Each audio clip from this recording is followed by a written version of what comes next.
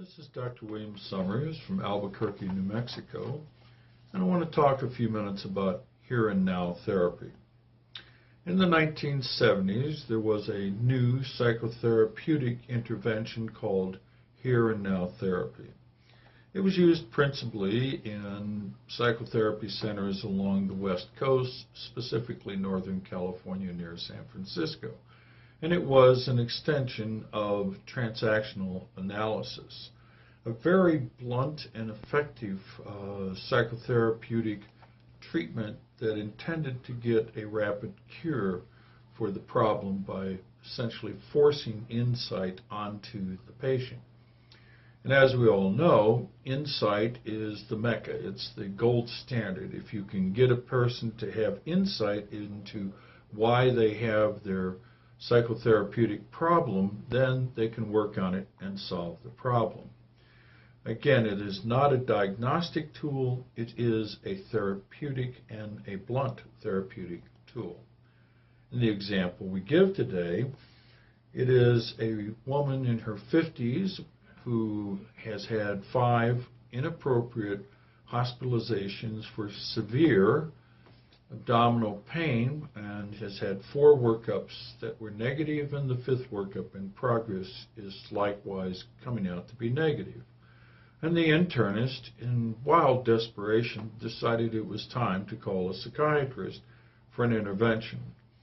With this in mind, the psychiatrist went to see the patient, understanding that his mission was to stop the recidivism and force the patient to begin to start to look at her psychopathology.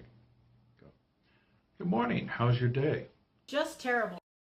All these tests. Yeah, I see from your records this is your 5th hospital stay. Yeah, that's a difficult thing coming back in for the same thing 5 times, is it not? Yeah, this is my 5th time around and they never find anything. Why is that? They think it's all in my head. That's why they sent you here. You're a shrink, right?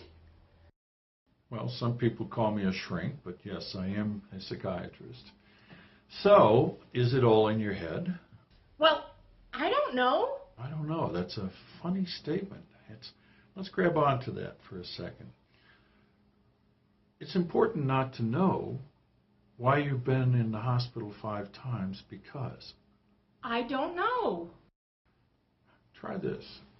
I get the following benefits from not knowing why I've been in the hospital 5 times. I don't know. No clues, no possible benefits from being in the hospital for 5 times? I don't know. I see. So it becomes extremely important to not know because I don't have to look at the following problems in my life. What? Are there some problems in your life? Well, my husband's just fucking around. That would seem important. Would it not? Yeah. Do you have any idea why your husband's fucking around? I don't know. I don't know why my husband's fucking around. Is it something you're encouraging? I don't know. Okay, so it's important not to know why your husband is messing around, right? Not knowing is important, right? No, I don't know. Let's think about it in a slightly different way. I get the following 3 things from not knowing why my husband is fucking around. I don't get any advantages. You don't get any advantages. Nothing, right? Nothing. Okay. So we are making some progress. So as we sit here on the 5th floor of the hospital today, what you've told me is that your husband is having an affair. You don't know why he's having an affair. And you have nothing that you have in a way of a clue about it. And so when we put that all together, it's apparent that the advantage you have of not knowing is truly nothing. Confusing, isn't it? You're upsetting me. Yeah, but when your husband is looking around, you have the following advantage. You don't have to do anything because you know nothing. You get to go to the hospital for a safe zone as a benefit of your husband messing around, right? Are there any other advantages that you're getting out of the problem with your husband? Fuck you. I think we're making some progress here.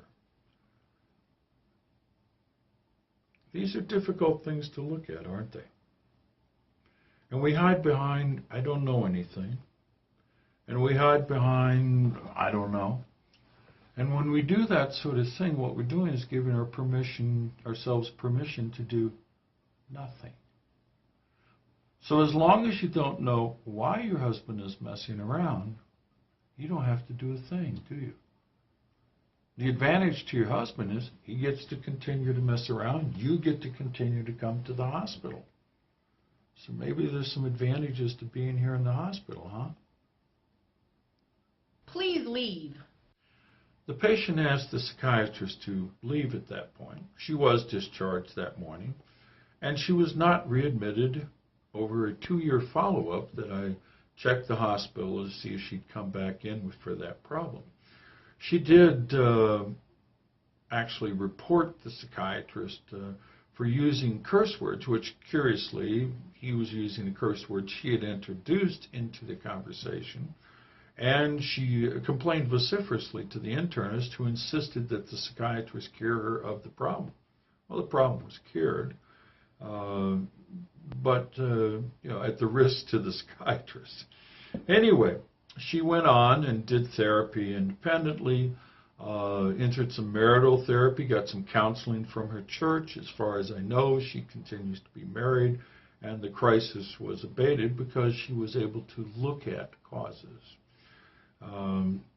I think this is a very powerful form of therapy, but it does present dangers not to the patient as much as it does to the psychiatrist, who forces the person to obtain insight. Still in all, it should be used in certain circumstances. Thank you for joining me.